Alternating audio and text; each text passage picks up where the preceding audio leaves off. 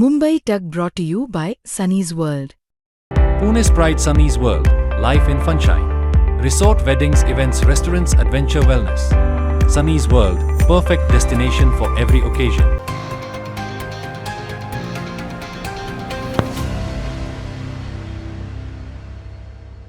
निवडणूक लागली की दोन गोष्टी हमखास दिसतात. एक शिंदेंचं दिल्लीला जाणं आणि शिंदेंच्याच बालेकिल्ल्यात म्हणजेच ठाण्यामध्ये भाजपने त्यांच्याशी पंगा घेणं. आताही तेच सुरू झालेलं आहे. सध्या विधान परिषद निवडणुकीसाठीही ठाण्यात शिवसेना विरुद्ध भाजप सामना हा परत एकदा सुरू झालेला आहे. पण मूळ मुद्दा यातला हा की अशी ती कुठली भळभळती जखम भाजपच्या मनात आहे की ज्यावरून आजही निवडणुका लागल्या की भाजप ठाण्यात लगेच दावा करायला सुरुवात करते. आजच्या व्हिडिओमधनं समजून घेऊया. नमस्कार, मी अनुजा, तुम्ही पाहत आहात मुंबई तक. आता अगदी एका वाक्यात उत्तर द्यायचं झालं तर ही भळभळती जखम आहे ठाणे या मतदारसंघाचीच आणि प्रामुख्याने लोकसभा मतदारसंघाची. आत्ताचा ठाणे हा जो मतदारसंघ आहे लोकसभेचा आणि 2009 पूर्वीचा जो ठाणे लोकसभा मतदारसंघ होता तो फार वेगळा होता. 2009 पूर्वी ठाणे हा देशातील दुसरा सगळ्यात मोठा लोकसभेचा मतदारसंघ होता. ठाणे जिल्ह्यातलाच कल्याण डोंबिवली असेल जो आता लोकसभा मतदारसंघ एक वेगळा आहे तो आधी ठाण्याचाच भाग होता. 1962 मध्ये सगळ्यात पहिले ठाणे लोकसभा मतदारसंघाची निर्मिती झाली आणि त्या मतदारसंघावर सगळ्यात पहिले काँग्रेसचे सोनूभाऊ बसवंत हे निवडून गेले. त्यानंतर मात्र इथे जनता पार्टी आणि भाजपचाच वर्चस्व राहिलेला आहे.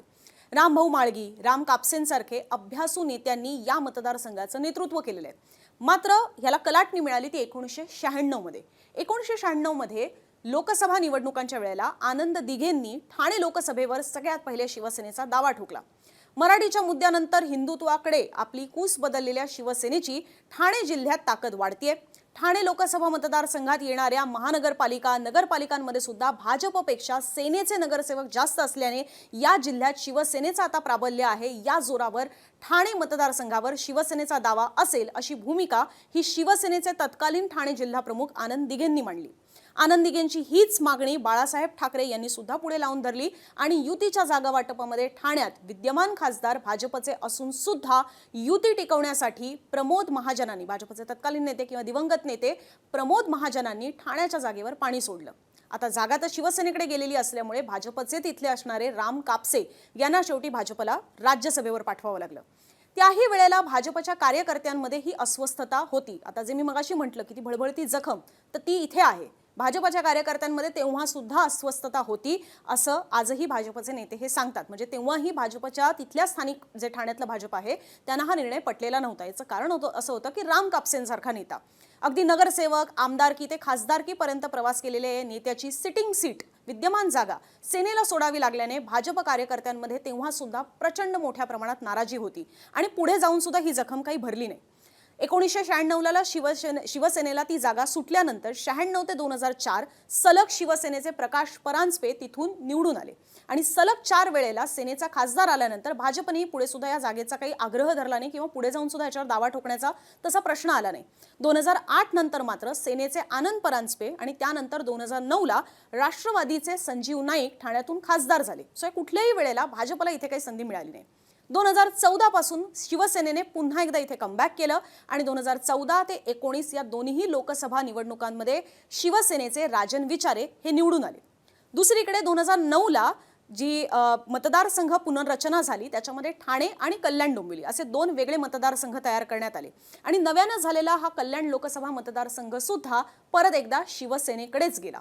2014 पासून तिथेही शिवसेनेचे श्रीकांत शिंदे जे एकनाथ शिंदेंचे पुत्र आहेत तेच तिथनं खासदार सुद्धा आहेत. त्यामुळे कधी काळी जनता पार्टी भाजपचा दबदबा असलेल्या ठाण्यामध्ये शिवसेनाच पुढे जाऊन चांगली रुजली. पण ह्याला परत एकदा कलाटणी मिळाली ती म्हणजे 2014ला. 2014 नंतर भाजपने महाराष्ट्रात चांगला जो आहे तो जम पकडला आणि ठाणं जिथे कधी काळी आपणच स्ट्रॉंग होतो किंवा बलवान होतो तो मतदारसंघ पुन्हा एकदा आपल्याकडे खेचून आणण्याचे भाजपचे प्रयत्न सुरू झाले. शिवसेना फुटीनंतर ह्यात भाजपला खरी संधी दिसून आली. 2024च्या लोकसभा, विधानसभा आणि अगदी नगर परिषद, महापालिका निवडणुकांच्या वेळेला सुद्धा ठाणे जिल्ह्यामध्ये शिवसेना आणि भाजपमध्ये सातत्यानं भांडणं होताना आपण पाहिलेली आहेत. ठाणे म्हटलं की तसं शिवसेना, पण शिवसेना फुटीनंतर प्रामुख्याने ठाणे म्हटलं की एकनाथ शिंदे हेच समीकरण झालं आणि त्यातच भाजपने महाराष्ट्र अध्यक्षपद सुद्धा रवींद्र चव्हाणांच्या रूपाने ठाणे जिल्ह्यातच दिलं. त्यामुळे भाजपला तिथे चांगलंच बळ मिळालेलं आहे. अनेक जण बोलतात की भाजपला संख्येचं गणित कळतं आणि त्यानेच फरक पडतो. त्यानुसार आत्ता सुद्धा जर आपण पाहिलं तर ठाणे जिल्ह्यामध्ये भाजपचे 9 आणि शिवसेनेचे खरं तर 5च आमदार आहेत.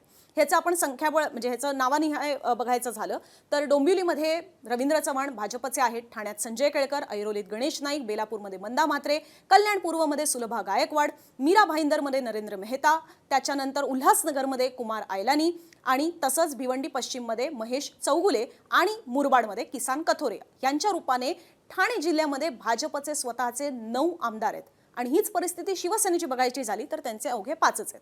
कोपरी पाचपाखडीमधनं स्वतः एकनाथ शिंदे येतात, ओवळा माजीवाड्यामधनं प्रताप सरनाईक, कल्याण पश्चिममधनं विश्वनाथ भोईर, अंबरनाथमधनं बालाजी किणीकर आणि भिवंडी ग्रामीणमधनं शांताराम मोरे असे त्यांचे 5च आमदार आहेत. पण लोकसभेचं जर चित्र पाहिलं तर ठाणे जिल्ह्यामध्ये 3 लोकसभा मतदारसंघ येतात, ज्याच्यामध्ये ठाण्यातनं नरेश मस्के, कल्याणमधनं श्रीकांत शिंदे आणि भिवंडीतनं सुरेश म्हात्रे, जे खरं तर शरद पवारांच्या राष्ट्रवादी काँग्रेसचे आहेत. त्यामुळे संख्याबळात असं नाहीये की शिवसेना एकदमच कमजोर आहे किंवा त्यांच्याकडे काहीच संख्याबळ नाहीये, असं नाहीये. पण भाजपचं म्हणणं असं असतं की आता मात्र इथे आमची ताकद वाढलेली आहे आणि जे युतीमध्ये सातत्यानं म्हटलं जातं की आम्ही मोठ्या भावाच्या भूमिकेत आहोत, आम्ही भाजपसोबत आहोत, म्हणून शिवसेनेला हे सगळं संख्याबळ मिळतंय, अशा पद्धतीने सगळे दावे असल्यामुळे आता तिथे भाजपचा मुळातच कॉन्फिडन्स वाढलेला आहे आणि आमदारांचं जास्तीचं संख्याबळ लक्षात घेता किंवा मोदींच्या करिश्म्यामुळे तुमचे खासदार निवडून येतात हे दावे असल्यामुळे तिथल्या स्थानिक भाजपला सुद्धा असं वाटतं की आपलं जे गतवैभव होतं ठाणे जिल्ह्यातलं ते आपल्याला परत एकदा मिळायला हवं. आणि त्याच्यानंतरच आपण पाहिलं की महापालिका, नगर परिषदा या निवडणुकांमध्ये सुद्धा परत एकदा ठाणे जिल्ह्यामध्ये सातत्याने हे वाद आपल्याला शिवसेना भाजपमध्ये होताना पाहायला मिळाले. त्याच्यामध्ये सुद्धा असं झालेलं होतं की ठाणे, कल्याण, डोंबिवली, उल्हासनगरमध्ये शिवसेनेचा महापौर बसला, पण मीरा भाईंदर आणि नवी मुंबई ह्या 2च महापालिकांमध्ये भाजपचा महापौर बसलेला आहे. सो इथे सुद्धा काहीशी समसमानच गोष्ट पाहायला मिळते. त्यामुळे ठाणे जिल्ह्यामध्ये अजून सुद्धा आपल्याला सातत्याने ही सत्तेची, वर्चस्वाची रस्सीखेच सेना भाजपमध्ये सुरू असल्याचं पाहायला मिळतं आणि त्याच्यातच भरीसभर म्हणजे कार्यकर्ते, नेत्यांची फोडाफोड, स्थानिक नेत्यांमध्ये वाद, महापालिकांमध्ये एकत्र सत्तेत बसून सुद्धा सातत्यानं भांडणं आणि एकमेकांच्या विरोधात घोषणाबाजी, ह्याच्यातनं जो स्थानिक नेत्यांमधला कलह आहे तो काही किंवा त्यातला जो विस्तव आहे तो काही विजत नाहीये. आणि परिणामी सातत्याने असं होतं की निवडणुका लागल्या की स्थानिक नेतृत्वाला वाटतं की किमान आताची ही संधी आहे, आता तरी इथे भाजपला हातपाय पसरायची संधी आहे, हा मतदारसंघ आपल्याकडे खेचून आणण्याची संधी आहे. म्हणून हे होतं की प्रत्येक वेळेला निवडणूक लागली की ठाणे जिल्ह्यामध्ये भाजप आपल्या मनातलं जे आहे ते सगळं बोलून मोकळी होते. पण प्रत्येक वेळेला म्हणजे किमान अगदी लोकसभा, विधानसभा, नगरपरिषदा, महापालिका या सगळ्या निवडणुकांमध्ये भाजपला जे आहे ते आपल्या मनावरती इथे दगड ठेवावा लागला. आणि आता जेव्हा विधान परिषदेची निवडणूक लागलेली आहे त्याच्यामध्ये परत एकदा भाजपची, तिथल्या स्थानिक भाजपची ही इच्छा होती की आता तरी आपल्याला हा मतदारसंघ जो आहे तो मिळायला हवा. पण परत एकदा चित्र असंच आहे की ठाण्यामध्ये एकनाथ शिंदे हाच मतदारसंघ जो आहे विधान परिषदेचा तो आपल्याकडे कायम राखतील आणि ह्यातनं तिथली भाजप जी आहे ती आणखीन नाराज झालेली आहे. आणि त्यांनी तर आपल्या नेतृत्वासमोर हे बोलून दाखवलेलं आहे की असं सगळंच जर तुम्ही एकनाथ शिंदेंना ठाण्यामध्ये देत असाल तर इथलं पक्षाध्यक्ष सुद्धा एकनाथ शिंदेंनाच करा.